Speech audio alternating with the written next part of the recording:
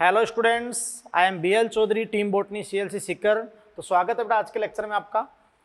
तो देखिए कि कल प्रीवियस लेक्चर में बेटा अपन ने जो सक्सेशन के बारे में वो टाइप्स अपन ने लिए थे, उसके महत्वपूर्ण बिंदु अपन लिए थे, और जो लिथोसियर है जो बिल्कुल शुष्क नग्न चट्टान पे स्टार्ट होता है, नग्न चट्टानों से प्रारंभ होता है, तो वो आपका जो प्राइमरी सक्सेशन के अकॉर्डिंग आपका लिथोसियर की सारी स्टेजेस बेटा मैंने आपको बताई थी।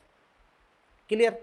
और फिर मैंने आपके सामने हाइड्रोसियर यानी हाइड्रार्क जलारंभी अनुक्रमण की भी कुछ बातें मैंने आपके सामने की थी। यस बेटा, तो उसको अब डिटेल में, वापस से डिटेल में। यस बेटा, तो ध्यान दीजिएगा कि कुछ बातें यहाँ पर मैंने आपको पहले से बात कर ली। देखो हाइड्रोसियर, हाइड्रोसियर या हाइड्रार्क यानी जलारंभी अनुक्रमण। अब जलारंभी अनुक्रमण एकदम नवनिर्मित तालाब में, नवनिर्मित तालाब में या कोई भी नवनिर्मित जलाशय है, जैसे झील भी हो सकती है वो, तो आप जानते बेटा कि नवनिर्मित जलाशय से शुरू होगा। अच्छा, जलारंभी जो अनुक्रमण है, आपने क्या कहा बेटा, यहाँ पर पढ़ रहे हैं कि प्राइमरी है, मतलब प्राथमिक ही है, क्योंकि एकदम नवनिर्मित तालाब में शुरू हो रहा है तो पहले से कोई ऑर्गेनिक मैटर नहीं है, तो प्राइमरी है, ऑटोजेनिक है, स्वजनित है ना बेटा, और प्रोग्रेसिव, प्रोग्रेसिव अनुक्रमण है, प्रोग्रेसिव। यस बेटा, तो ध्यान दीजिएगा बेटा, देखो यहाँ प्राइमरी है तो मुख्य अनुक्रमण तो दो प्रकार के होते हैं, प्राइमरी और सेकेंडरी। कि अगर ऑर्गेनिक मैटर हो, सॉरी ऑर्गेनिक मैटर नहीं हो, किसी भी प्रकार का ऑर्गेनिक मैटर नहीं हो, तो वहां स्टार्ट होगा आपका प्राइमरी सक्सेशन। और पहले से ऑर्गेनिक मैटर मौजूद है, अधस्तर या मृदा मौजूद है, लेकिन किसी कारणवश नष्ट हो गया, तो फिर वैसी जगह भी स्टार्ट हो रहा वो सेकेंडरी है। फिर आपने दो पॉइंट पढ़े होंगे, उनसे आप डिस्टर्ब होता ना। ऑटोजेनिक का मतलब होता है कि अनुक्रमण हो रहा तो कोई भी स्टेज, जैसे कोई भी स्टेज होगी, जैसे वहां आपने बताया लिथोसियर के अंदर की घास आ गई तो घास की मृत्यु अपघटन है, तो घास खुद ही ऐसे परिवर्तन करेगी, अगला जाए, तो वो आपका होता है ऑटोजेनिक। और एलोजेनिक का मीन क्या होता है, एलोजेनिक का मीन होता है कि कोई दूसरा कारक पीछे धकेल दे उसको, वो आपकी अवस्था क्या होती है, एलोजेनिक होती है। तो यहां आप देखिए बेटा कि ये प्राइमरी प्राथमिक होगा, ऑटोजेनिक स्वजनित होगा। अभी मैं आपको यहाँ बिल्कुल ये सारी बात आपके सामने क्लियर कर दूंगा, सत्यापित कर दूंगा कि कैसे होगा। तो देखो प्राइमरी प्राथमिक होगा, ऑटोजेनिक स्वजनित होगा, और प्रोग्रेसिव यानी आपको मैंने प्रोग्रेसिव होगा, फॉरवर्डेड, ये हाइड्रोसियर। अब देखिएगा बेटा इसकी अवस्थाएं, अवस्थाएं स्टेजेज। तो इस हाइड्रोसियर के अंदर देखो सबसे पहले अवस्था आती है फाइटोप्लैंक्टोनिक स्टेज, यानी सूक्ष्म पादप पलव की अवस्था, पादप पलवक अवस्था, सूक्ष्म पादप पलव की अवस्था। यस बेटा, तो ध्यान दीजिएगा, जैसे ये नवनिर्मित तालाब है, एकदम नवनिर्मित तालाब है। अब नवनिर्मित तालाब है तो देखो वहां अपन ने लिख दिया कि मैंने आपको कल भी कहा था कि इसका सुंदर एग्जाम्पल है, जैसे घर में अपन टैंक बनाते हैं सीमेंटेड, तो टैंक बनाए ही है और उसके अंदर अपन ने पानी डाला, तो कुछ बालू रेत हो सकती है, कुछ कण नीचे सीमेंट या बालू रेत के, बाकी आपको एकदम ट्रांसपेरेंट पारदर्शी जल दिखाई देगा। तो नवनिर्मित तालाब, अब नवनिर्मित तालाब में बिल्कुल पारदर्शी जल है, आरंभ में कोई कार्बनिक पदार्थ नहीं है, आरंभ में कोई कार्बनिक पदार्थ नहीं है, और बिल्कुल पानी ट्रांसपेरेंट है, पारदर्शी है।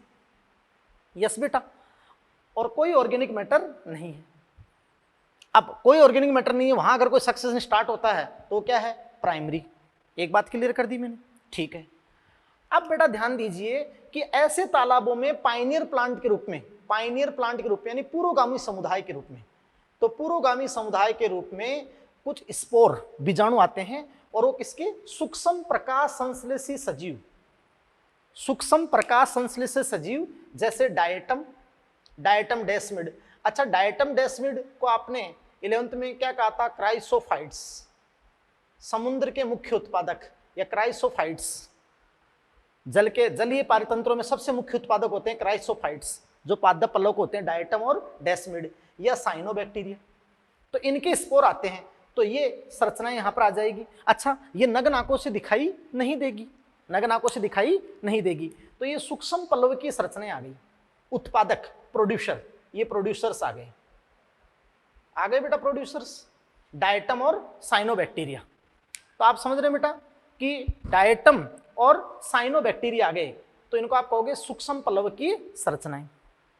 अब आप ध्यान देना, अब देखो बेटा जी कि कुछ समय पश्चात, थोड़ा सा समय गुजरेगा तो तालाब में जूप्लैंक्टन यानी इन फाइटोप्लैंक्टन को खाने वाले कौन आ जाएंगे, जूप्लैंक्टन, जंतु पलवक, यानी जो अधिकतर विभिन्न जीवों के क्या होते हैं, लार्वा, तो विभिन्न जीवों के लार्वा आ जाएंगे, यानी जूप्लैंक्टन आ गए, जंतु पलवक आ गए। अच्छा, थोड़े ही समय में फाइटोप्लैंक्टन और जूप्लैंक्टन यानी जो पलवक हैं, चाहे वो पादप पलवक हो और चाहे जंतु पलवक हो, तो फाइटोप्लैंक्टन और जूप्लैंक्टन की क्या होगी, मृत्यु। क्या होगी बेटा, मृत्यु, है ना। तो मृत्यु अपघटन होगी, अपघटक आएंगे। तो तालाब की कीचड़ में, मतलब नीचे जो बालू रेत के कण है, वहां तालाब की कीचड़ में थोड़ा सा कार्बनिक पदार्थ आएगा। यस, तो मृत्यु और अपघटन होने से तालाब की कीचड़ में कार्बनिक पदार्थ जमा हो जाते हैं। तो देखो यहां तालाब की कीचड़ के अंदर कार्बनिक पदार्थ जमा हो गए कीचड़ में कार्बनिक पदार्थ, बोलो। और पतली ह्यूमस की पतली परत, बिल्कुल ह्यूमस की पतली परत, थोड़े से ह्यूमस की पतली परत बन गई। अब सुनो बेटा, इस समुदाय ने स्वयं ने ऐसे परिवर्तन किए कि इसका प्रतिस्थापन हो जाए, ये तो चला जाए इसके स्थान पे दूसरा आपका आ जाए। और दूसरी स्टेज इसमें क्या होती है, जलारंभ अनुक्रम में सबमर्ज्ड प्लांट स्टेज, जल निमंगन पादप अवस्था, जल निमंगन पादप अवस्था। तो फाइटोप्लैंक्टन को खाने वाले जूप्लैंक्टन आ जाएंगे, और जूप्लैंक्टन अधिकतर विभिन्न जीवों के लार्वा होते हैं। और जब फाइटोप्लैंक्टन जूप्लैंक्टन की मृत्यु अपघटन होगी तो तालाब की कीचड़ में थोड़े से ऑर्गेनिक मैटर पहुंचेगा, और तालाब के पेंदे की तरफ अपन बात रहे कि कीचड़ में जब कार्बनिक पदार्थ जमा होंगे तो ह्यूमस की पतली परत बनेगी। पतली परत बनेगी तो अगला समुदाय आ जाएगा सबमर्ज्ड प्लांट स्टेज, जल निमंगन अवस्था। तो बताओ क्या हो गया, ऑटोजेनिक। यस बेटा। और अभी देखना, आकार बढ़ेगा, विविधता भी बढ़ेगी, तो क्या हो जाएगा, प्रोग्रेसिव। जैव भार बढ़ेगा तो क्या हो जाएगा, प्रोग्रेसिव, फॉरवर्डेड। बोलो। तो मेरी बात सुनो बेटा कि यहां अपन बात करें कि ये आपकी अगली स्टेज आ गई सबमर्ज्ड प्लांट स्टेज, जल निमंगन पादप अवस्था। यस बेटा। तो ध्यान दीजिएगा कि भाई प्लैंक्टन के अपघटन से ह्यूमस थोड़ा सा बना तो नए पादप समुदाय के लिए आधार बनता है, और नए पादप समुदाय के रूप में आप जानते हैं कि सबमर्ज्ड प्लांट स्टेज, पहले जल निमंगन आएंगे, जैसे वेलेस्नेरिया है, हाइड्रिला है, जोस्टेरा है, सिरेटोफाइलम है, ये आपके जल निमंगन पादप आ गए। यस, ये जल निमंगन, जल में डूबे हुए, और ये जो ह्यूमस की पतली परत है इसमें जड़ित हैं। बात को समझे, तो सबमर्ज्ड प्लांट स्टेज, जल निमंगन पादप अवस्था। बात को समझ रहे बेटा। अब आपके पास में सबमर्ज्ड प्लांट स्टेज आ गई है ना बेटा। तो अब आप जानते हो कि अब जैसे इनमें से ये जो सबमर्ज्ड हैं, ये वेलेस्नेरिया, इनकी भी तो कुछ की समय बाद में मृत्यु अपघटन होगा। तो जैसे ही मृत्यु अपघटन होगा, इनकी मृत्यु अपघटन होगी वेलेस्नेरिया हाइड्रिला की, तो मृत्यु और अपघटन, तो कीचड़ में मृदा निर्माण और बढ़ेगा, कीचड़ में मृदा निर्माण और बढ़ेगा। और अब जल में, जब कीचड़ में मृदा निर्माण बढ़ेगा, डिकम्पोजर इनका डिकम्पोजिशन करेंगे, अपघटन करेंगे, तो जल में पोषकों की मात्रा बढ़ती है, जल में पोषक न्यूट्रिएंट्स की मात्रा क्या होती है, बढ़ती है। अब न्यूट्रिएंट्स की, मिनरल्स की, खनिजों की मात्रा बढ़ गई, तो नेक्स्ट स्टेज आपकी तीसरी स्टेज क्या आ गई, फ्लोटिंग स्टेज, प्लावी अवस्था। कौन सी स्टेज आ गई, प्लावी अवस्था।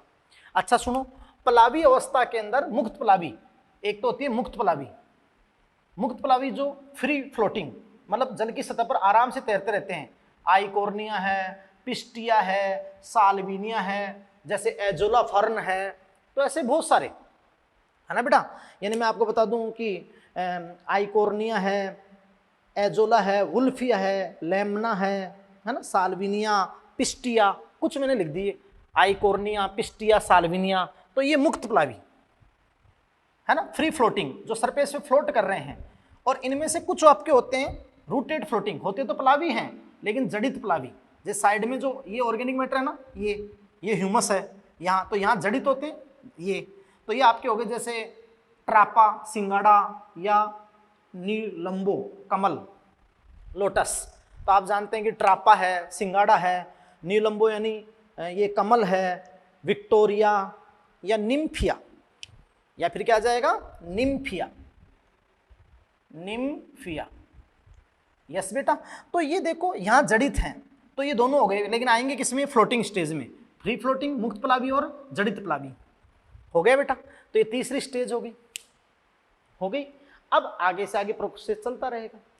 अब आप जानते हो बेटा कि देखो ये जल से बाहर है ना, मुक्त प्लावी, तो ये वाष्पोषण भी करेंगे, तो जल की कमी होगी, तो जल अब को थोड़ा कम होगा, यहाँ ऑर्गेनिक मैटर क्या होता जाएगा, बढ़ता जाएगा।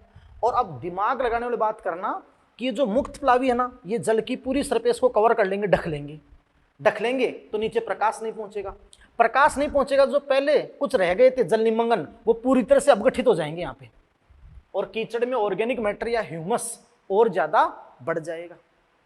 बात को समझ रहे हो। तो अब देखो आपकी एक स्टेज हो गई फाइटोप्लैंक्टोनिक स्टेज, दूसरी आपकी स्टेज हो गई सबमर्ज्ड, तीसरी फ्लोटिंग। अगर पादपों के नाम देता है तो डायटम, डायटम के बाद वेलिस्नेरिया, वेलिस्नेरिया के बाद आइकोर्निया। बोलो बेटा यस। अब देखो अगली स्टेज आ जाती है जो फोर्थ स्टेज है। कौन सी स्टेज है बेटा, फोर्थ स्टेज। तो ध्यान दीजिएगा, नेक्स्ट फोर्थ स्टेज आपकी आ जाती है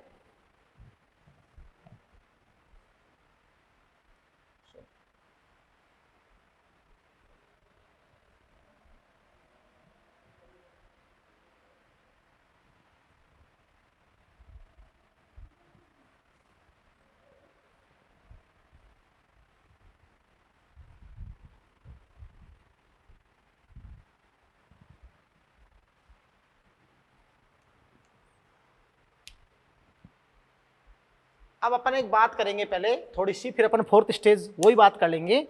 मतलब कि जो प्लावी पादप हैं, प्लावी पादप, वे जल की सतह को पूरी तरह से कवर कर लेते हैं, सतह को पूरी तरह से ढक लेते हैं।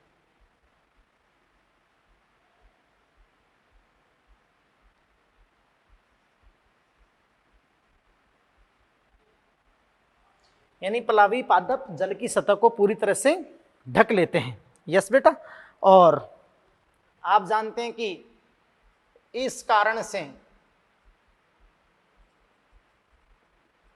नीचे प्रकाश नहीं पहुंचता है, प्रकाश नहीं पहुंचता है। अब लाइट नहीं पहुंचेगी तो आप समझ सकते हो बेटा कि धीरे धीरे जल निमंगन पौधे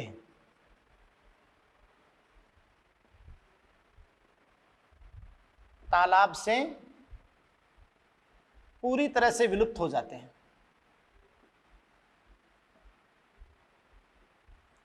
पूरी तरह से विलुप्त हो जाते हैं। यस बेटा। देखो ये इनकी मृत्यु अपघटन तो तब भी होती है, कुछ की मृत्यु अपघटन हो जाती है, लेकिन जैसे ही प्लावी अवस्था आ जाती है ये पूरी सरफेस को कवर कर लेगी, पूरी सरफेस को कवर कर लेगी, तो फिर नीचे प्रकाश नहीं जाएगा, तो ये तो पूरी तरह से विलुप्त हो जाएंगे। और यहाँ ऑर्गेनिक मैटर और बढ़ने से ये फ्लोटिंग प्लांट अच्छे से फ्लोट करेंगे। यस। अब आप ध्यान दो कि ये फ्लोट करेंगे, और आप जानते हो कि भाई अब ये वाष्पोत्सर्जन भी अच्छा करेंगे, वाष्पोत्सर्जन। तो अधिक वाष्पोत्सर्जन से जल की हानि तीव्र गति से होती है, जल की हानि तीव्र गति से होती है। यस बेटा। और आप जानते हैं कि तेजी से घटती है, तो जल की मात्रा तेजी से घटती है। अच्छा बेटा, और बात सुने आप, जल की मात्रा तेजी से घटती है, इसमें वाष्पीकरण भी, मान लो गर्मी पड़े तो इसमें वाष्पीकरण भी सहायक है, वाष्पीकरण भी सहायक है भाई, कुछ वाष्प के रूप में उड़ जाता है। बात को समझे। यस। अब आप ध्यान दें तो ऐसा होने से अब आपकी जो स्टेज आएगी वो फोर्थ स्टेज आपकी होगी, और वो जो फोर्थ स्टेज है उसको आप क्या कहेंगे, read swamp stage. Read swamp stage क्या कहेंगे बेटा, रीड स्वैम्प स्टेज, है ना। यानी उसको अपन क्या कह सकते हैं, उभयचर अवस्था भी। रीड स्वैम्प स्टेज को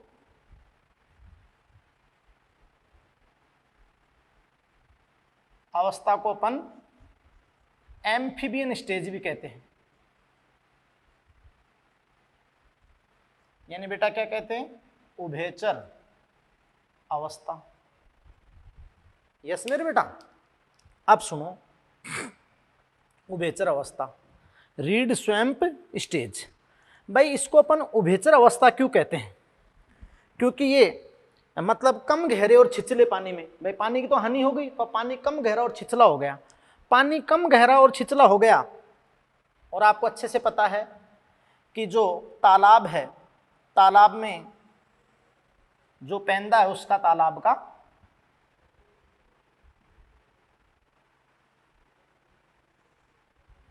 तो आप समझ रहे बेटा कि तालाब के पेंदे में कीचड़ भी बढ़ रहा है और ऑर्गेनिक मैटर मतलब ह्यूमस, ऑर्गेनिक मैटर बढ़ रहा है।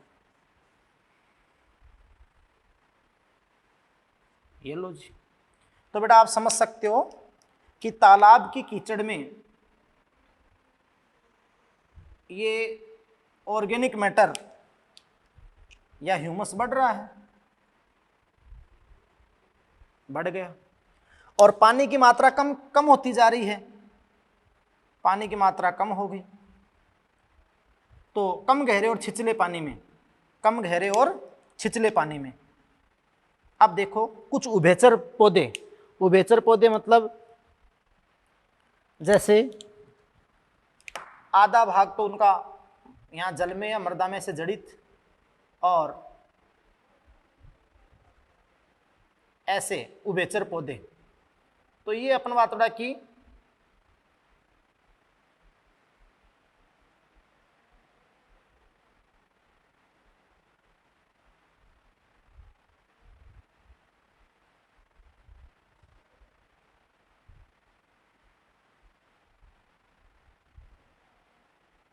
ये आपकी होगी read swamp stage, read swamp stage.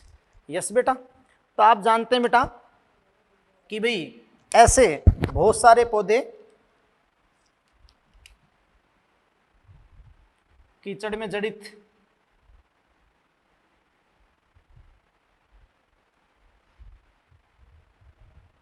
बहुत सारे पौधे जो कीचड़ में जड़ित है लेकिन आधा भाग क्या है, बाहर है। तो आप कहोगे कि पौधे कीचड़ में जड़ित, कीचड़ में जड़ित रूटेड, लेकिन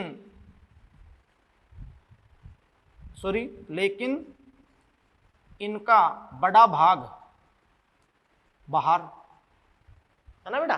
तो ध्यान दीजिए कीचड़ में जड़ित लेकिन एक बड़ा भाग बाहर, जल के बाहर, बड़ा भाग बाहर है।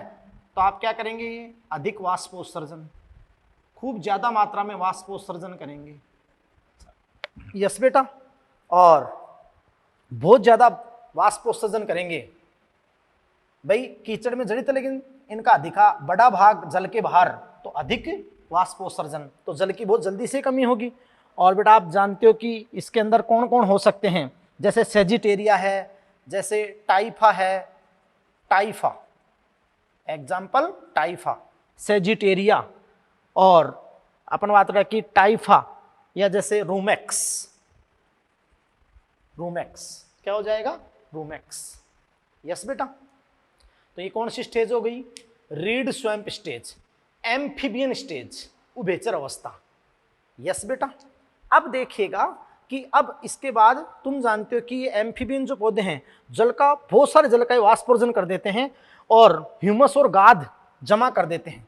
ह्यूमस और गाद, यहाँ पे ह्यूमस और गाद जमा कर देते हैं और जल की मात्रा बहुत ज़्यादा घट जाती है। बात को समझे बेटा।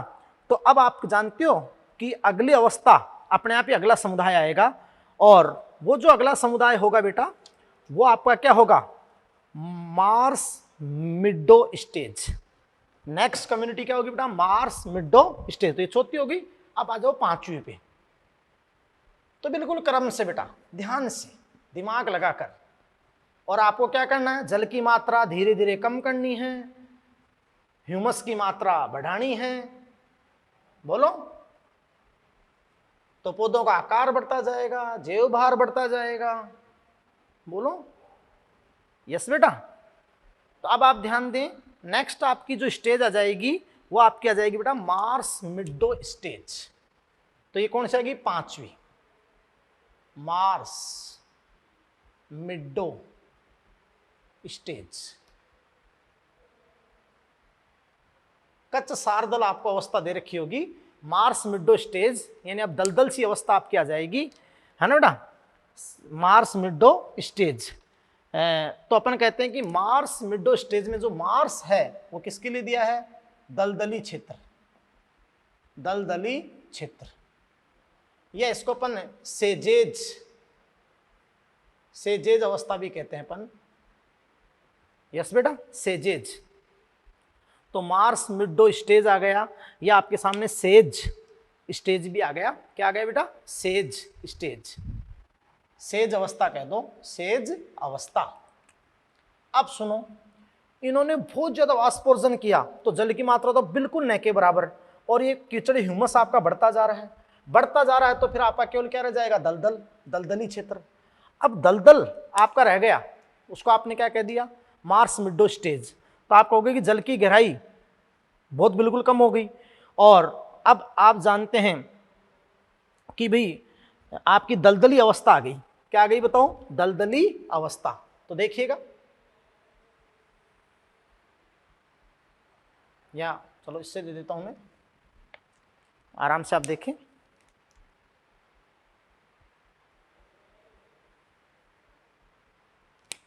तो बेटा मैंने ऐसे पॉसिबल नहीं होता है, लेकिन आपको मैंने सारे डायग्राम बनाकर बता दिए।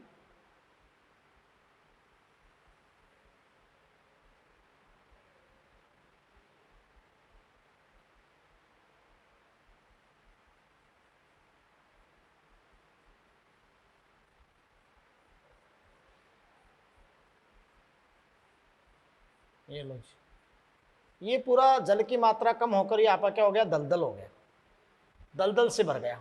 बात को समझ रहे हैं आप। तो पूरा आप जानते बेटा कि यहां दलदल से भर गया, और दलदल से भर गया और ऐसे आया शुष्क सा थोड़ा कीचड़ आपका बन गया ऐसे, और ये बिल्कुल दलदल से भर गया, है ना बेटा, यानी दलदली क्षेत्र। अब समझते हो कि दलदल क्षेत्र में हर कोई तो वर्दी कर नहीं सकता है, और यहाँ पे कुछ अपन बात बड़ा कि सेजेज मतलब ग्रासेज होती हैं, जो टाल मड्डी ग्रासेज होती हैं, है ना बेटा। तो आप जानते हैं कि जो सेजेज होती हैं, मैं आपको बता दूं, इस फॉर्म में ये भंवरसीय जो घासें आपकी होती है सेजेज, ये आप जानते हैं बेटा कि सेजेज यहाँ पे होती हैं।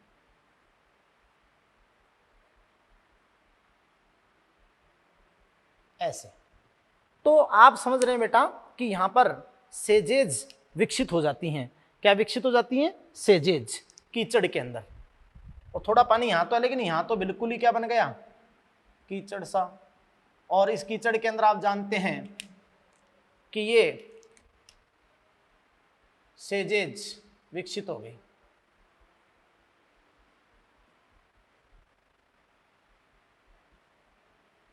ये लो जो लंबी लंबी टाल मड्डी ग्रासेज, टाल मड्डी ग्रासेज। तो यहां कौन विकसित होगी बेटा, टाल मड्डी ग्रासेज, कीचड़ में उगने वाली लंबी घासें।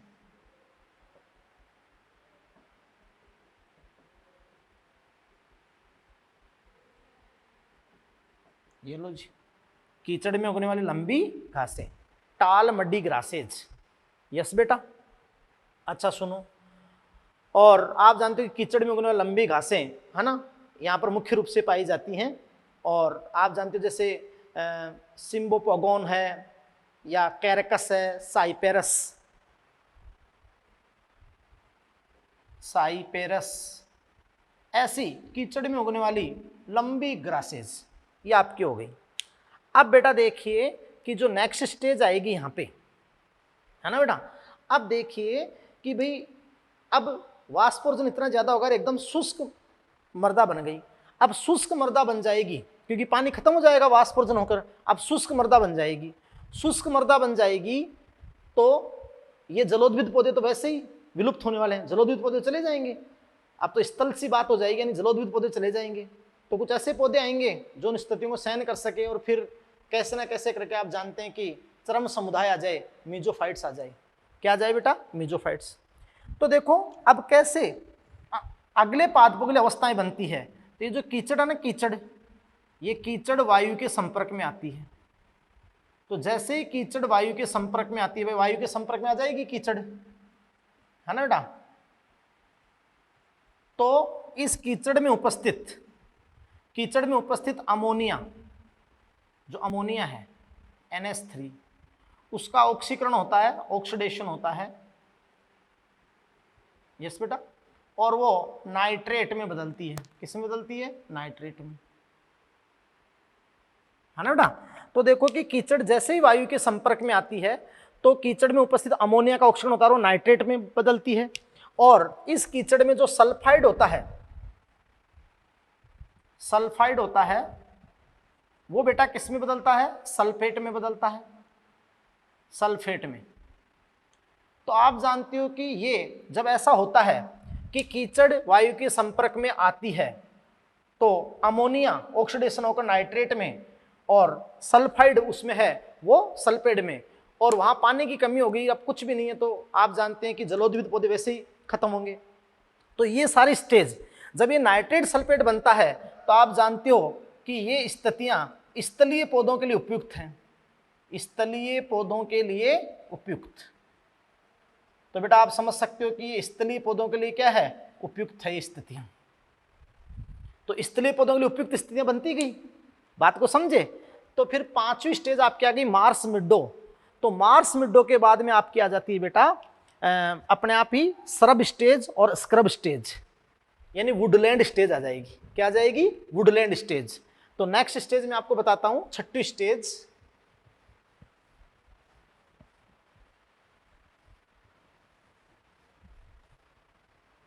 ये लो मेरे बेटा, जो छठी स्टेज है यहां पे, वो क्या आ जाएगी? और ये तो आपको केवल समझाने के लिए, बाकी केवल नाम याद रखने हैं, लेकिन थोड़ी सी चीजों को समझने के लिए। यस बेटा। तो देखिए अब आपकी हो जाएगी छठी स्टेज। तो छठी स्टेज है स्क्रब स्टेज या श्रब। श्रब यानी क्या होती है? झाड़ी या मध्यम आकार के वृक्ष, स्थलीय वृक्ष, तो श्रब स्टेज आ गई। या फिर अपन इसको क्या कहते हैं? वुडलैंड स्टेज आ गई, वुडलैंड स्टेज। यस बेटा। अब ध्यान दीजिएगा कि इस श्रब स्टेज या मतलब वुडलैंड स्टेज में सेज मिडो, छोटे वृक्ष या जैसे राइजोम युक्त झाड़ियां, और ऐसी झाड़ियां जो जलाक्रांत, वाटर लॉक्ड, क्योंकि कीचड़ और सूख जाएगी, तो जलाक्रांत स्थिति, वाटर लॉक्ड स्थिति को सहन कर सकें, जलाक्रांत स्थिति को सहन कर सकें, है ना बेटा। तो इस स्टेज में कौन आती हैं? छोटे वृक्ष, मध्यम आकार के वृक्ष, छोटे वृक्ष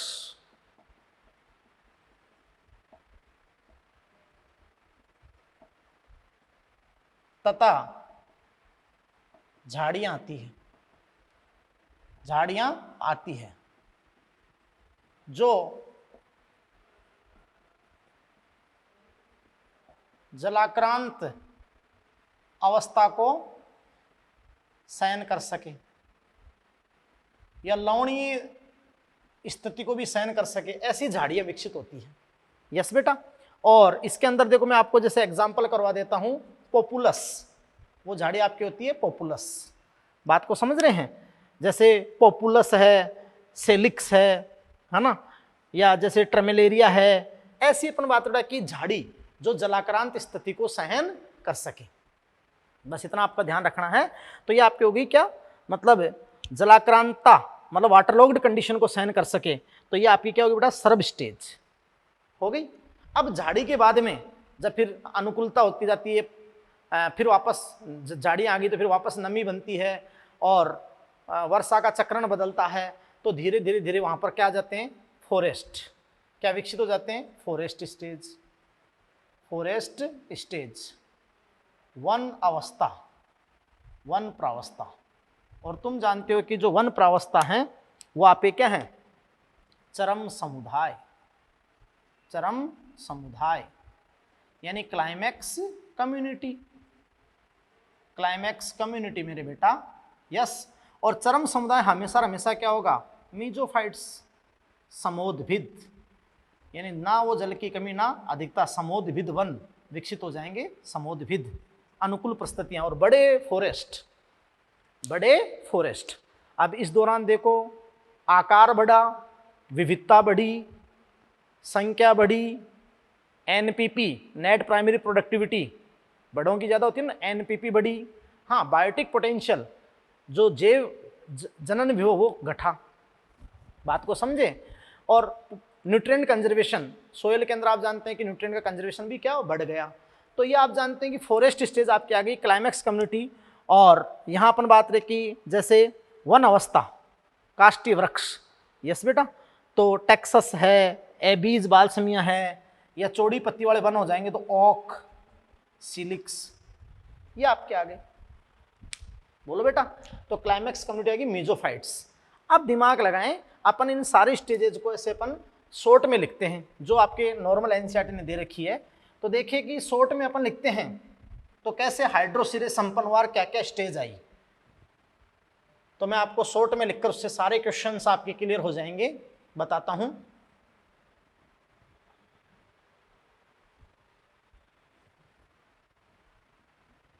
तो समझ में आया आपके कि प्राइमरी भी है, उसके बाद ऑटोजेनिक तो हो ही गया, तालाब की तालाब में काम हो रहा है, अगला समुदाय बनता जा रहा है, और प्रोग्रेसिव है ही। तो देखिए मेरे बेटा कि जो हाइड्रोसीयर है,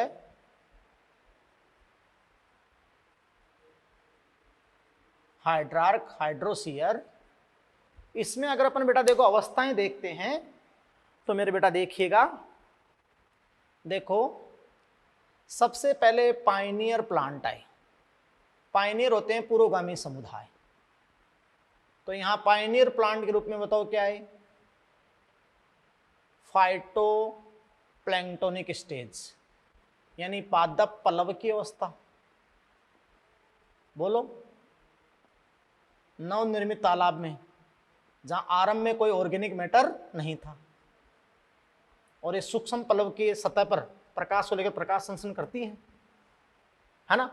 फिर आप इनको खाने वाले जू प्लैंक्टन आ गए, विभिन्न जीवों के लार्वा, मृत्यु अपघटन हुआ तो थोड़ा सा ऑर्गेनिक मैटर बढ़ा। तो अब अस्थायी समुदाय, ट्रांजिशन स्टेज जो आई पाइनियर के बाद में, तो ये आपकी ट्रांजिशन स्टेज चलती गई, संकरण या बीच में अस्थायी समुदाय, बात को समझे। तो असमुदाय के रूप में क्या क्या आए, जिसमें आपको बात करूं कि अस्थायी समुदाय के रूप में क्या क्या है बताओ। ये तो पाइनियर हो गए ना, उसके बाद अस्थायी समुदाय के रूप में क्या क्या है बताओ। तो इसके बाद में देखो ये अस्थायी समुदाय हो गए, तो देखो कि इसके बाद नेक्स्ट जो अस्थायी समुदाय था तो वो आपके क्या आ गए बेटा, सबमर्ज्ड, सबमर्ज्ड प्लांट स्टेज, यानी जल निमग्न अवस्था, जल निमग्न अवस्था आ गए। फिर आपकी स्टेज क्या है बेटा, जल निमग्न के बाद में क्या है बताओ, जल निमग्न के बाद में आपकी आ गई फ्लोटिंग स्टेज, फ्लोटिंग स्टेज, प्लावी अवस्था ही तो आई थी ना, और वहां मेन तो क्या थी, फ्री फ्लोटिंग, मुक्त प्लावी, मुक्त प्लावी अवस्था, समझ ना। पहले ह्यूमस की पतली परत बनती है इनकी मृत्यु से, तो सब मर्ज आते हैं जल में डूबे हुए, जल निमग्न पौधे। फिर आपके आते हैं क्या, फ्लोटिंग स्टेज, फ्लोटिंग स्टेज। फिर आपकी क्या आती है बेटा, नेक्स्ट अगली ट्रांजिशन आपकी आ जाएगी, वो आपकी है read swamp stage, read swamp stage जो उभयचर हैं, एम्फीबियन है, एम्फीबियन आ गई। फिर क्या आई बेटा आपके सामने, मार्स मिडो, कत्सारदल, मार्स मिडो स्टेज। फिर बेटा आपके सामने क्या आई, मार्स मिडो के बाद में जो स्क्रब या सरब, झाड़ी अवस्था वाला सरब स्टेज। और फिर आपके पास में ये आपका हो गया क्लाइमैक्स कम्युनिटी, क्लाइमैक्स। तो क्लाइमैक्स के रूप में क्या आया, फॉरेस्ट। और ये आपके हैं मीजोफाइट्स 1। ये लो जी, ऐसा ही हुआ। देखो सब सर्वप्रथम आने वाला पाइनियर और सबसे अंत में स्थायी आने वाला फॉरेस्ट, मीजोफाइट्स। बीच में आपकी सीरल स्टेजेज। तो ये आपकी क्या हो गई, सीरल स्टेजेज। और ये पूरा कर्मक, ये सिरे हो गए हाइड्रो सिरे। तो ये संपूर्ण सब कुछ ये आपका क्या हो गया, सिरे। अब ये किधर से किधर बढ़ा, यहां जल की कमी हुई बेटा निरंतर, क्योंकि बहुत ज्यादा जल था। ऑर्गेनिक मैटर बढ़ता गया, मलबा ह्यूमस बढ़ता गया, वाष्पोषण जल कम होता गया। एक स्थिति आ गई जलोद्वीर रह ही नहीं सकते। फिर शुष्क जलाक्रांत में झाड़ी, आते आते आते फिर आप जानते हो कि वापस से आपका क्या हुआ, शुष्क से वापस थोड़ा सा नमी यानी मिजिक। तो ये किधर अग्रसर हुए, हाइड्रिक से मिजिक। किधर अग्रसर हुए बेटा, हाइड्रिक से मिजिक, मिजिक। क्योंकि चरम समुदाय हमेशा क्या होगा, मीजोफाइट्स समुद्भित। अच्छा, इसको अगर अपन प्लांट के एग्जाम्पल से लें, प्लांट के एग्जाम्पल से लें तो देखो आप ले लो डायटम। डायटम, डायटम क्या है बेटा, ये फाइटोप्लैंक्टन स्टेज, पादप अलौक। उसके बाद में सबमर्ज प्लांट में कौन सा ले लोगे, वेलिस्नेरिया एक एग्जाम। अब यहाँ हाइड्रिला भी आ सकता है, वेलिस्नेरिया या हाइड्रिला, लेकिन ज्यादातर वेलिस्नेरिया। फिर देखो फ्लोटिंग में क्या लोगे, फ्लोटिंग में तो फ्लोटिंग में साल्विनिया ले सकते हो या आईकोर्निया। तो आईकोर्निया, सॉरी आईकोर्निया, जलकुंभी होती है ना, या फिर क्या हो सकता है, साल्विनिया, एजोला, बहुत सारे हैं, पिस्टिया, लेमना, है ना। तो डायटम, वेलिस्नेरिया, आईकोर्निया। फिर देखिए यहाँ पर रीड स्वैम्प स्टेज में जो उभयचर थे, जो रीड स्वैम्प स्टेज थी, तो आप जानते हैं कि रीड स्वैम्प स्टेज में क्या हो सकता है, टाइफा। क्या हो सकता है बेटा, टाइफा, है ना, टाइफा हो सकता है। यस बेटा। फिर देखो मार्स मिडो, तो ये जो मार्स मिडो स्टेज है ना, मार्स मिडो, इसमें क्या आई थी, सेज। सेज यानी जो घासें आई थी, तो हर्ब हो गई ना घासें, लेकिन ये बहुवर्षीय घासें थी, टाल मडी ग्रासेस, लंबी दलदली घासें। फिर देखो यहाँ पर स्क्रब सर्ब स्टेज, जो जलाकारांत स्थिति को सहन कर सकती है, झाड़ी अवस्था। तो झाड़ी अवस्था के अंदर कौन आई, सेजेज, मतलब झाड़ी अवस्था में कौन आई, सर्ब। सर्ब में पोपुलस, कौन आया, पोपुलस। और फिर आप जानते हैं कि मीजोफाइट्स फॉरेस्ट, तो फॉरेस्ट की जगह यहाँ पर लेने चौड़ी पत्ती वाले वन हैं, तो ओक, क्या ले सकते हैं, ओक, फॉरेस्ट। और ये आपके क्या हो गए, मीजोफाइट्स, मीजोफाइट्स। तो ऐसे आपको एक क्रम पूछ लेते हैं, क्या पूछ लेते हैं, क्रम। सब कुछ बता दिया मैंने, बोलो, अरे बोलो बेटा, यस। अब कुछ एक आधे नोट हैं, उनकी बात डिस्कस कर लेते हैं, और उसके बाद आप समझ सकते हैं बेटा कि इसके अंदर मैं आपको बताऊंगा कि भी जो भी नोट हैं उसके बाद में अपन कुछ बातें करेंगे, भाई क्या क्या चीज हुई, क्या क्या नहीं हुई। यस, तो ये आपका परफेक्ट हुआ। यस, नेक्स्ट देखते हैं अपन।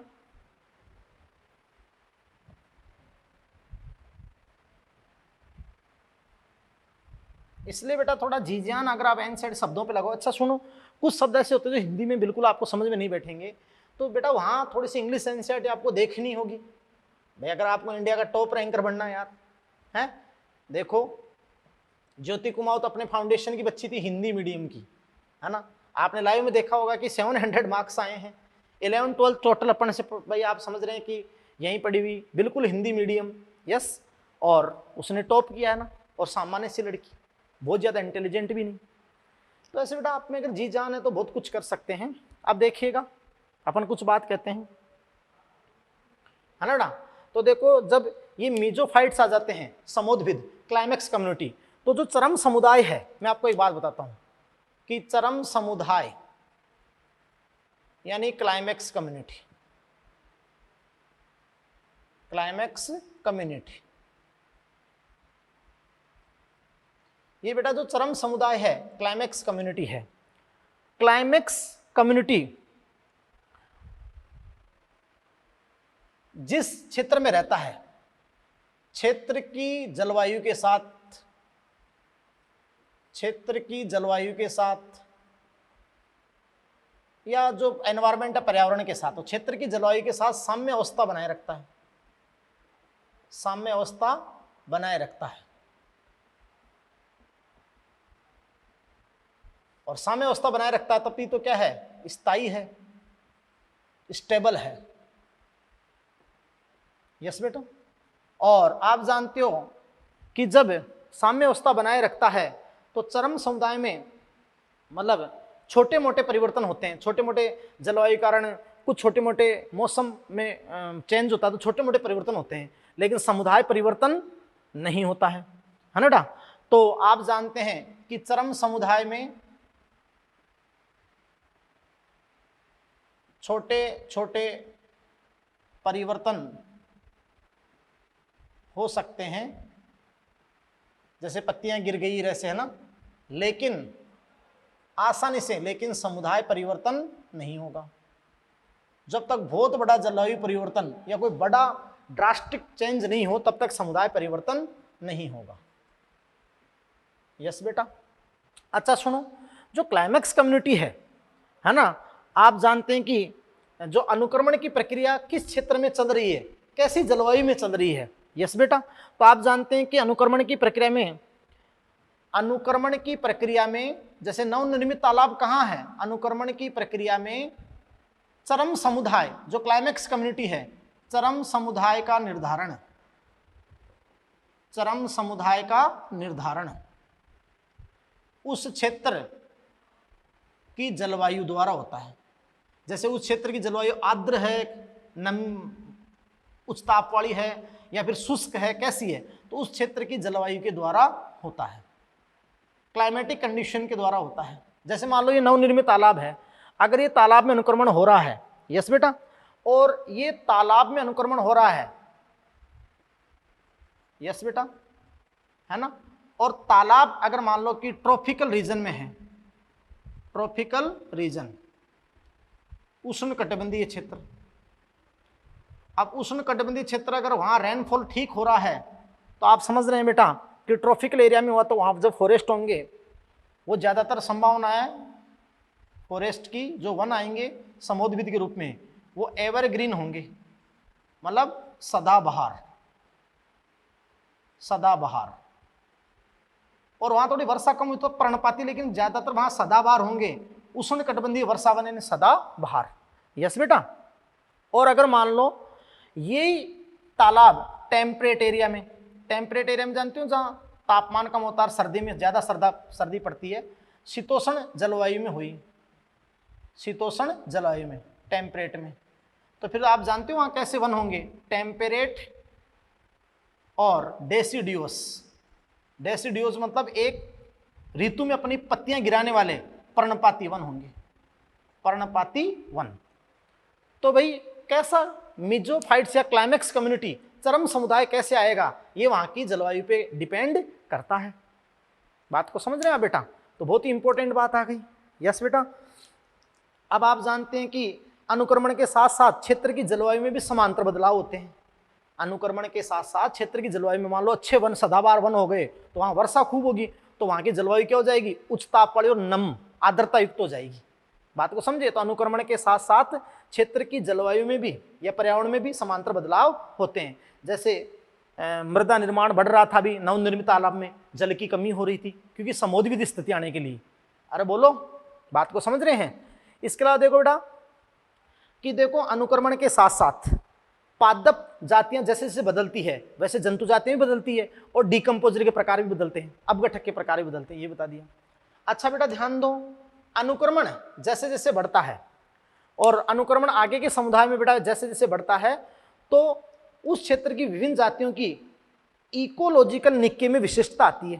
जो मैंने निक्के बताया था ना, पारिस्थितिक निक्के, उसमें विशिष्टता आती है, क्योंकि जाति विविधता, जैव विविधता बढ़ जाएगी तो जातियों की संख्या ज्यादा हो जाएगी, तो एक सीमित क्षेत्र हो जाएगा भोजन ग्रहण करने के लिए।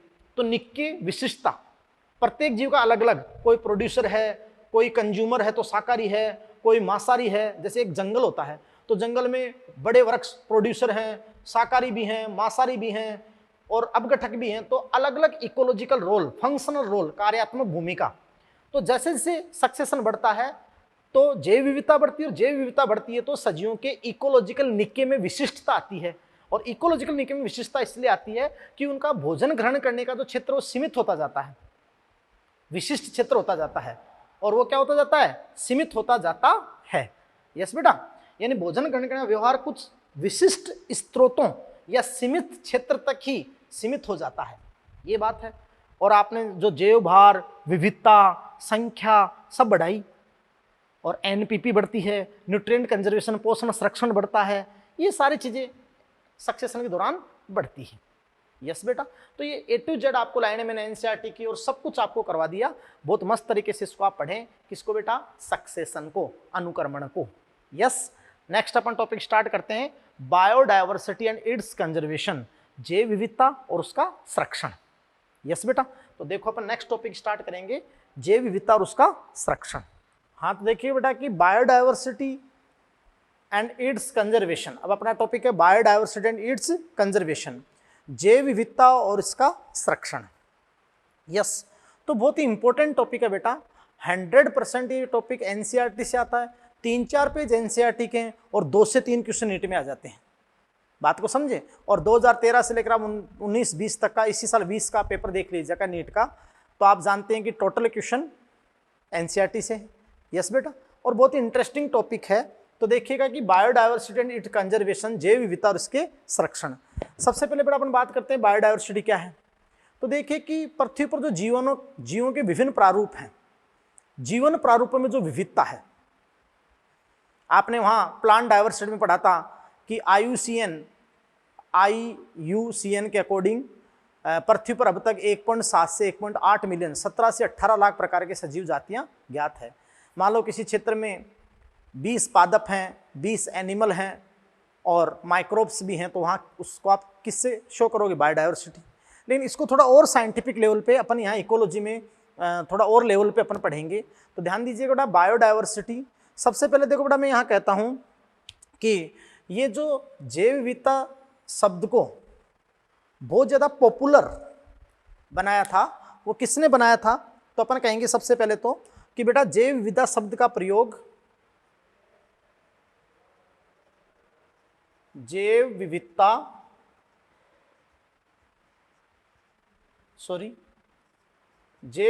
शब्द का प्रयोग सोशियोबायोलॉजिस्ट, है ना बेटा, यानी सोशियोबायोलॉजिस्ट है, सामाजिक और जीव वैज्ञानिक भी है। तो सोशियोबायोलॉजिस्ट एडवर्ड विल्सन। यस बेटा, तो जैव विविधता शब्द का प्रयोग सोशियोबायोलॉजिस्ट एडवर्ड विल्सन ने संगठन के समस्त स्तरों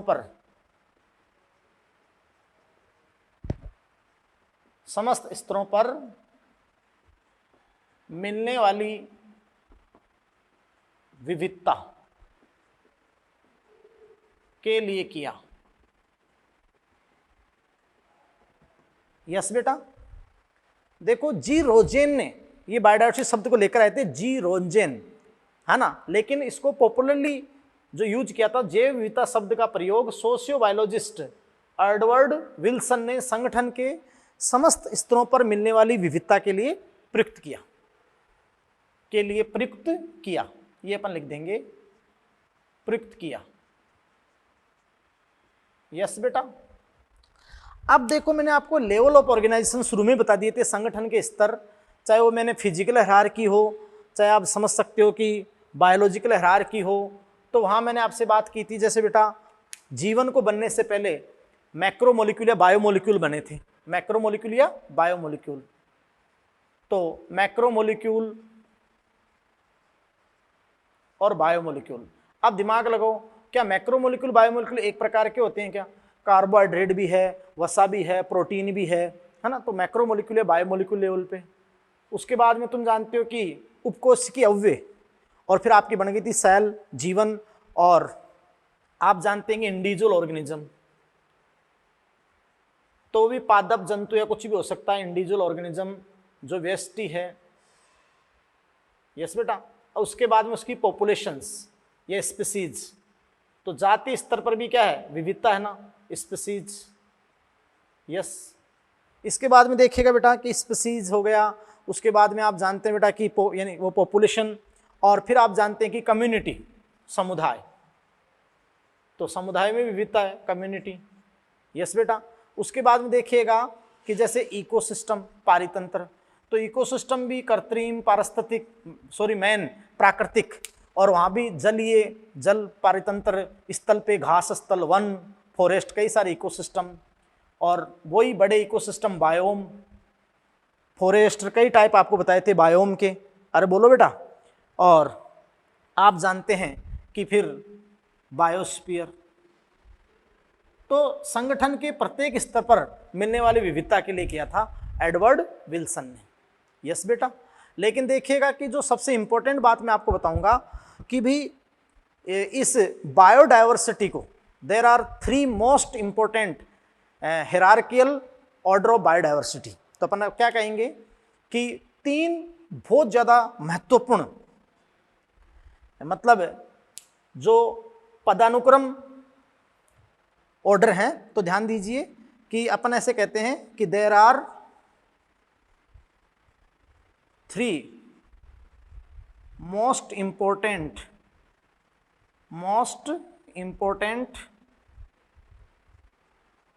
हिरार्कियल ऑर्डर ऑफ बायोडायवर्सिटी, यानी 3 लेवल, 3 स्तरों की अपन बात करेंगे। There are 3 most important hierarchical order of biodiversity, yes बेटा। यानी जैव विविधता,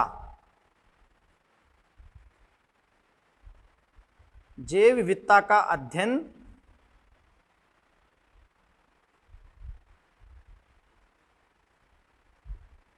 तीन मुख्य हायरार्कियल ऑर्डर, मतलब होता है ना पदानुक्रम, लेवल ऑफ ऑर्गेनाइजेशन होते हैं ना, 3 मुख्य संगठन के स्तरों पर किया जाता है। 3 मुख्य संगठन के स्तरों पर किया जाता है, यस बेटा।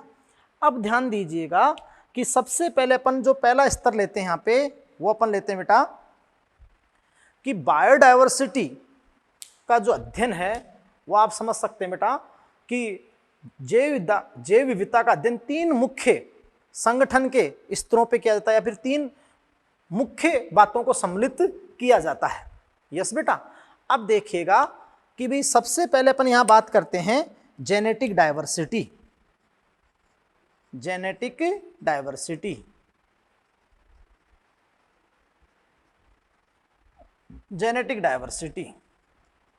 आनुवांशिक विविधता,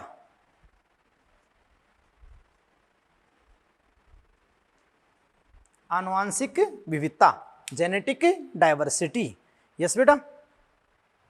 तो देखो बेटा, यहां जो जेनेटिक डाइवर्सिटी होती है वो एक ही स्पीसीज, एक ही जाति के सदस्यों में पाई जाती है। तो एक ही जाति के सदस्यों में आनुवांशिक स्तर पर मिलने वाली जो विविधता है वो क्या है? जेनेटिक डाइवर्सिटी, आनुवांशिक विविधता, है ना। तो अपन कहें बेटा कि किसी भी जाति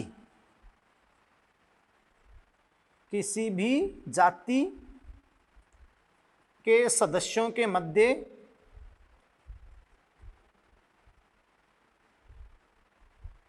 आनुवांशिक स्तर पर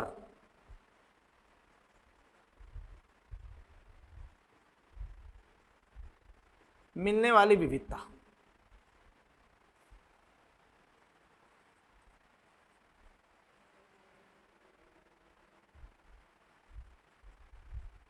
आनुवांशिक विविधता कहलाती है।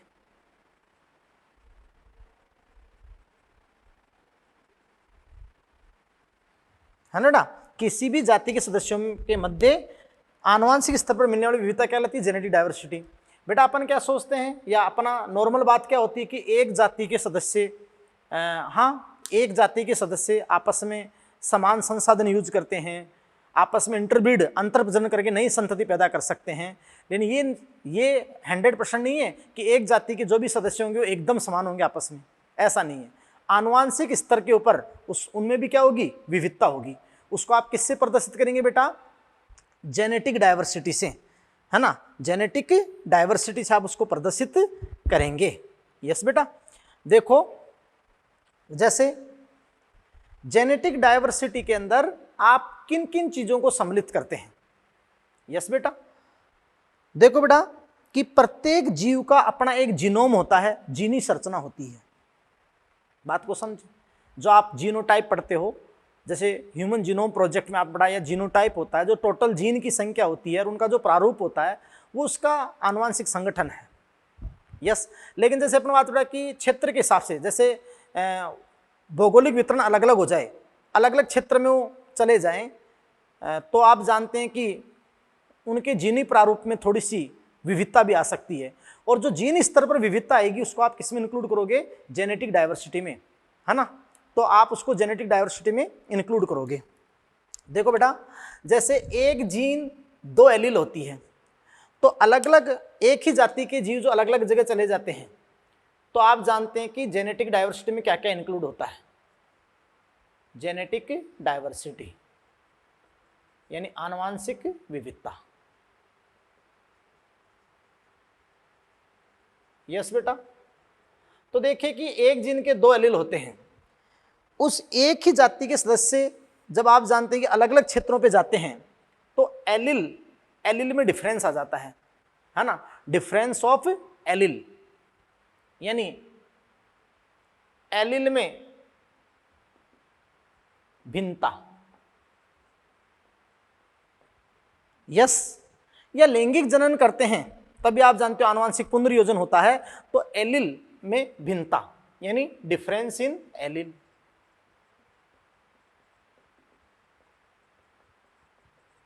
या जैसे अपन संकरण कराते हैं तो जाति एक ही होती है, लेकिन जब अपन संकरण कराते हैं, बात को समझ रहे हैं, तो आप जानते हो कि एलील की आवृत्ति में भिन्नता आती है ना।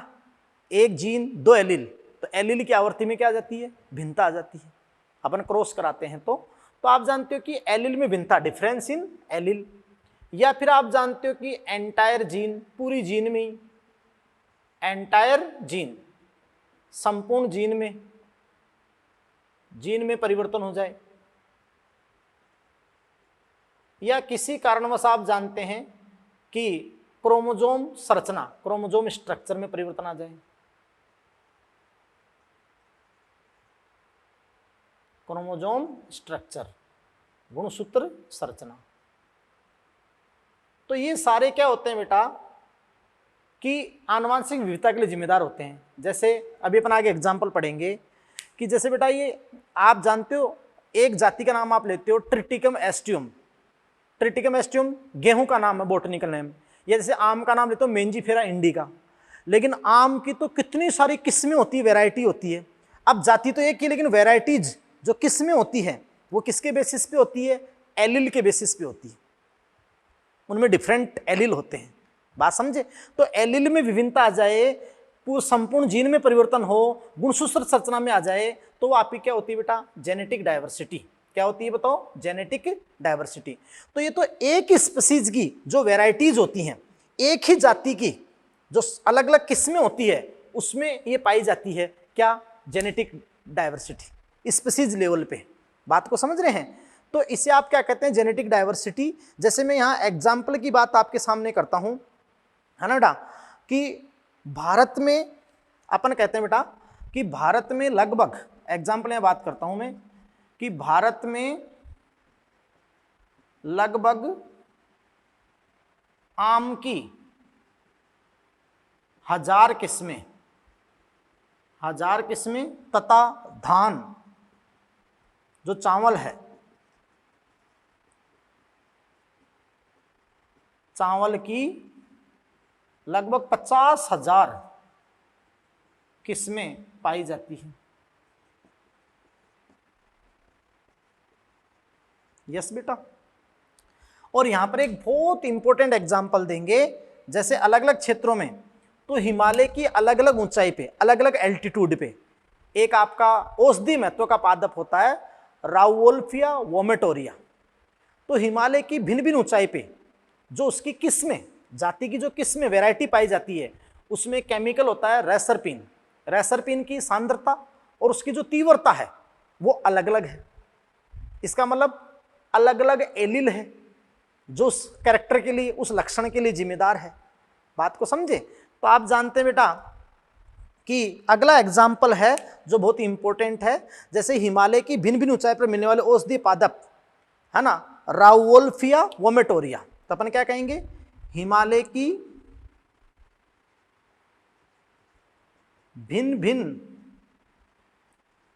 ऊंचाई पर मिलने वाले पादप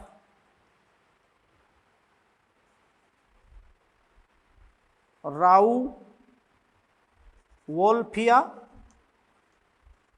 वोमिटोरिया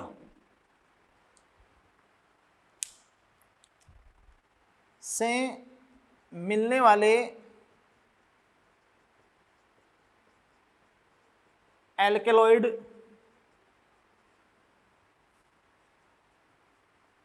रेसरपिन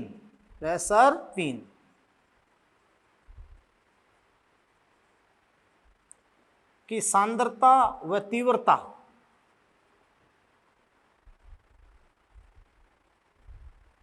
भिन्न भिन्न होती है ना बेटा। यानी अलग अलग ऊंचाई के प्लांट में अलग अलग वहां पर तीव्रता और जो सांद्रता पाई जाती है। जो रसायन आपका रेसरपाइन है उसकी क्षमता, सांद्रता, मात्रा ये अलग अलग होती है। तो ये आपकी होती है जेनेटिक डाइवर्सिटी। क्या होती है बेटा? Genetic diversity. यस। और आप समझ रहे हैं कि ये आपको मैंने समझाई जेनेटिक डाइवर्सिटी।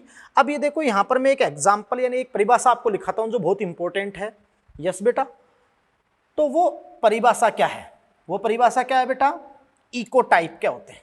इकोटाइप। अब ये एक ही जाति के सदस्य जो भिन्न भिन्न ऊंचाई पे हैं तो वो क्या हो जाएंगे बताओ? इकोटाइप। तो जाति तो एक है लेकिन थोड़ी सी आनुवांशिक विविधता है, तो फिर आप उसे क्या कहेंगे? इकोटाइप, है ना। तो आप जानते हैं कि यहां मैं आपको एक परिभाषा दूंगा बहुत ही इंपॉर्टेंट, इकोटाइप। फिर ये सारी जैसे राउवोल्फिया वोमेटोरिया की वो, तो अपन कहेंगे कि ये एक ही जाति के सदस्यों के समूह होते हैं। यस बेटा। एक ही जाति के सदस्यों के समूह होते हैं। एक ही जाति के सदस्यों के समूह होते हैं। यस। लेकिन थोड़ी बहुत जेनेटिक डाइवर्सिटी आई, आनुवांशिक विविधता या आकार की, है ना, परंतु इनमें आकार की व आनुवांशिक विभिन्नता होती है। परंतु इनमें आकार की, क्योंकि अलग अलग जलवायु में चले गए, आकार की व आनुवांशिक, क्योंकि एलील क्या होती है? विभिन्नता, आनुवांशिक विविधता पाई जाती है और यह स्थायी विभिन्नता होती है। स्थायी विभिन्नता। यस बेटा। तो ये आप ये क्या कहलाएंगे? इकोटाइप। इकोटाइप। जैसे ह्यूमन रेसेस, मानव की प्रजाति नहीं होती है क्या? जैसे मानव के अंदर एशियन अलग है, अफ्रीकन, यूरोपियन, है ना, ह्यूमन रेसेस। जो मनुष्य में प्रजातियां आपने पढ़ी होगी इवोल्यूशन में, ह्यूमन रेसेस। तो जैसे आप जानते हैं कि एशियन, अफ्रीकन, यूरोपियन, बोलो। तो ये आप जानते हो बेटा कि इकोटाइप होते हैं। क्या होते हैं? इकोटाइप। और वैसे आप जानते हो कि वो मैंने जो आपको राउवोल्फिया वोमेटोरिया पर दिया, तो एक ही स्पीसीज के भिन्न भिन्न सदस्यों के बीच या जो जाति के सदस्यों के मध्य आनुवांशिक स्तर पर मिलने वाली विविधता, और वो इन चीजों के बेसिस पे हो सकती है, तो वो आपकी होती है जेनेटिक डाइवर्सिटी। एक लेवल हो गया आपका, एक सबसे बेसिक लेवल हो गया इस बायोडाइवर्सिटी का। यस बेटा। अब देखिएगा जो दूसरा लेवल आपका होगा उसमें अपन क्या लेंगे, स्पीसीज डाइवर्सिटी। क्या लेंगे बताओ, स्पीसीज डाइवर्सिटी, जातीय विविधता, है ना, बात को समझ रहे हैं। तो उसके अंदर अपन लेंगे बेटा स्पीसीज डाइवर्सिटी।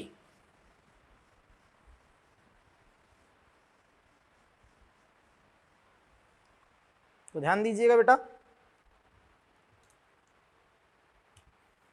दूसरा जो लेवल है वो आपका हो गया स्पीसीज डाइवर्सिटी। यस बेटा। अब ध्यान दीजिएगा कि देखो जीवों की जातियों के मध्य मिलने वाली विविधता अलग अलग स्थान के हिसाब से, तो जीवों की जातियों के मध्य मिलने वाली विविधता,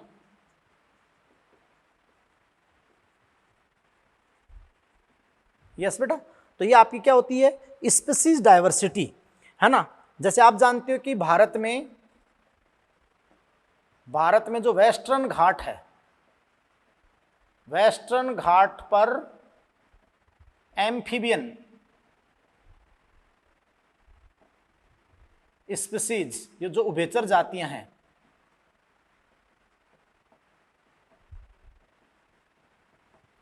तो भारत में वेस्टर्न घाट पर एम्फीबियन स्पीसीज की विविधता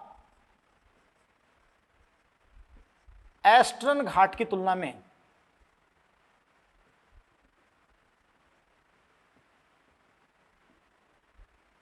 अधिक है। यस बेटा। तो एम्फीबियन जातियां वेस्टर्न घाट की तुलना में कहां पर ज्यादा है, ईस्टर्न घाट पर। जैसे बेटा मैं आपको बता दूं, आपने अगर भारत का नक्शा देखा है तो भारत के नक्शे में आप समझ सकते हैं कि जैसे ये रीजन आपका है अरेबियन सी, अरब सागर वाला क्षेत्र। तो ये जो अरब सागर वाला क्षेत्र है ना, अरब सागर, ये आपका है वेस्टर्न घाट, वेस्टर्न घाट। और ये हॉट स्पॉट भी बताएंगे आगे जाकर, तप्त स्थल भी। तो यहाँ उभयचर जातियों का प्रतिशत ज़्यादा है। और ये जो अपन बात करें कि ये रीजन है ना, ये आपको बंगाल की खाड़ी वाला रीजन, बंगाल की खाड़ी वाला जो रीजन है, तो ये आपका क्या है, ईस्टर्न घाट है। तो आप समझें कि जो वेस्टर्न घाट है उस पर जो उभयचर जातियां हैं वो ईस्टर्न घाट की तुलना में क्या है बेटा, जाता है। तो ये आप जानते हैं कि विविधता की स्पष्ट इकाई है और प्रत्येक जाति की विविधता में भूमिका होती है। तो ये आपकी होगी स्पीसीज डाइवर्सिटी। क्या होगी बताओ, स्पीसीज डाइवर्सिटी। फिर देखिएगा कि थर्ड लेवल क्या होता है, इकोलॉजिकल डाइवर्सिटी। इकोलॉजिकल डाइवर्सिटी, तो बेटा इकोलॉजिकल डाइवर्सिटी या जैसे इकोसिस्टम के लेवल पे, जैसे अपन कह देंगे कि इकोसिस्टम डाइवर्सिटी, इकोसिस्टम डाइवर्सिटी। अब यहां समझना, जैसे पृथ्वी पर सबसे ज्यादा विविधता तो वर्षा वनों की है, लेकिन जैसे कोई भी देश की विविधता ज्यादा क्यों होती है, उसके लिए जिम्मेदार है इकोसिस्टम, तरह तरह के अलग अलग इकोसिस्टम, है ना। तो इकोलॉजिकल डाइवर्सिटी यानी इकोसिस्टम डाइवर्सिटी, इसको बेटा देखो अपन क्या कहेंगे कि भाई इकोलॉजिकल डाइवर्सिटी क्या होती है, इकोसिस्टम के स्तर पर मिलने वाली विविधता। तो देखो पहले एक ही जाति पर जीन स्तर पर हो गई, फिर आप जानते हो कि पॉपुलेशन स्पीसीज लेवल पे हो गई, और फिर आप जानते हो कि जातियों के मध्य, और फिर आप जानते हो कि इकोसिस्टम के स्तर पर। तो इकोलॉजिकल डाइवर्सिटी, इकोसिस्टम डाइवर्सिटी। तो अपन क्या कहेंगे कि जो इकोसिस्टम डाइवर्सिटी है यानी इकोसिस्टम के स्तर पर मिलने वाली विविधता, इकोसिस्टम पारितंत्र के स्तर पर, इकोसिस्टम के स्तर पर मिलने वाली विविधता।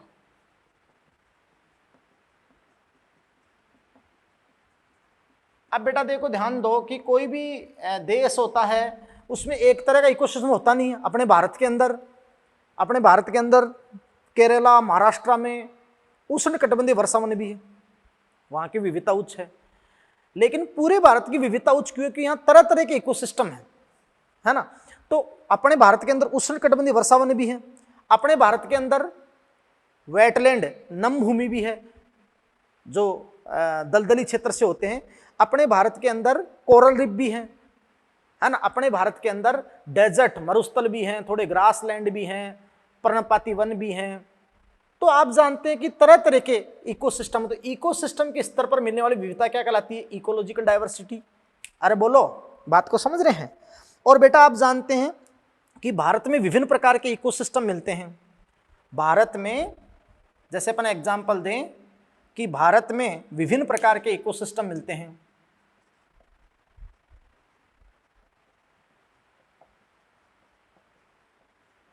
प्रकार के इकोसिस्टम मिलते हैं।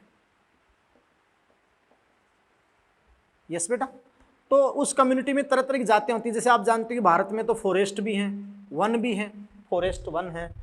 भारत में डेजर्ट भी हैं, मरुस्थल भी हैं, वेटलैंड है, नम भूमि भी है। यस, और भारत में आप जानते हैं बेटा कि आपको क्या, फॉरेस्ट हो गया, डेजर्ट हो गया, वेटलैंड हो गया, ग्रासलैंड हो गया, है ना बेटा। ऐसे कोरल रीफ हो गई, तो समुद्र में कैल्शियम कार्बोनेट की चट्टानें होती है, कोरल रीफ। जैसे आप जानते हो कि सुंदरवन बंगाल जो दलदली क्षेत्र है, मार्स मिडो या इकोटोन होते हैं। तो आपने कह दिया कि फॉरेस्ट हैं, डेजर्ट हैं, ग्रासलैंड है, मैंग्रोव हैं, कोरल रीफ हैं, है ना। एस्चुरीज मैंने आपको बताया था, नदमुख एस्चुरीज, एस्चुरीज मैंने आपको बताया था, नदी और महासागर संगम क्षेत्र आपका है। ऐसे तरह तरह के इकोसिस्टम हैं। यस बेटा। अच्छा, एक बात अपन पढ़ेंगे कि जैसे इकोसिस्टम स्तर पे या कम्युनिटी लेवल पे जो डाइवर्सिटी है, तो उसको भी मैं बता देता हूं। ये बात आपकी होगी। अब देखिएगा कि इकोसिस्टम या इकोलॉजिकल में यहां मैं 3 प्रकार के आपको डाइवर्सिटी लूंगा। यस बेटा, 3 टाइप के आपको मैं डाइवर्सिटी लूंगा इकोलॉजिकल में।